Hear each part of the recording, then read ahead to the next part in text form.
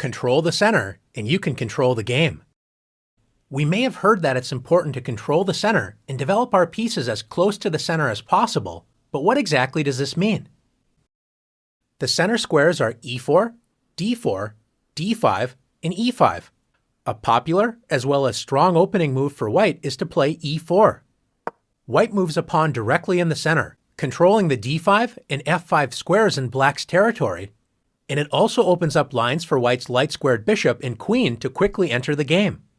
A good response for black is to play the same move, e5. By controlling the center, both sides prevent enemy pawns from entering their territory. If white tries to force two pawns in the center with d4, threatening black's pawn on e5, it's important for black to break up white's pawn center with e takes d4. When white's dreams of taking over the center with pawns have been shattered, so black should not have any serious problems in the opening. Is the center really that important to control? What happens if black wants to move pawns on the edge of the board, such as a6? Pawn moves are important when they can control key squares, especially in the center, and when they open up lines for pieces to enter the game. This move does not control an important central square, and it only allows the rook to move to a7, not exactly improving black's position. Since black does not want to control the important center, don't be shy. Let's take the center for ourselves with d4. White's pawn duo control key squares in black's camp, c5, d5, e5, and f5, making it difficult for black to activate pieces on these squares. If black continues to make meaningless pawn moves such as h6, black has no central control, and besides the pawns, only 4 pieces can move: the knights, which were already able to move at the start of the game, and each rook only has 1 square. Not a good start to the game for black. White's pieces, on the other hand, enjoy great freedom. White's queen and 2 bishops enjoy open lines, and white's knights are ready to jump into the game with a move like knight f3. What happens if black wakes up from a deep sleep and decides to start developing pieces toward the center with knight to c6?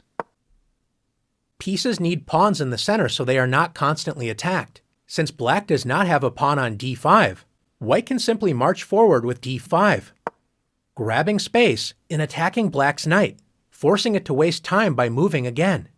Black should admit the mistake and retreat the knight, but instead decides to move the knight to the edge of the board with knight a5. Most pieces do not like being on the edge of the board, and the knight is especially weak as it only controls 4 squares. Compare this to white's knight on f3. It controls 8 total squares, twice as many squares as black's knight on a5 controls. More importantly, black's knight doesn't have any safe squares, so white can attack this poorly placed piece with b4. If black does nothing, white will simply win a piece. So after knight c4, black's knight has already moved 3 times, and white can now develop a piece and win the knight with bishop takes c4. Black is in serious trouble, but should at least try to prevent white's central pawns from advancing with d6. Instead, black plays knight f6. Knights love to be close to the center of the board, but you have to prevent enemy pawns from attacking them. Since black has not controlled the center with pawns, how can white gain space and attack black's knight?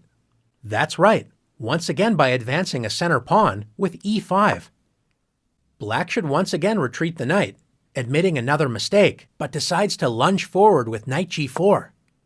Notice most of black's escape squares are controlled by pawns. Even black's pawn on h6 prevents a potential knight retreat. How can white win more material? If you found h3, nice work.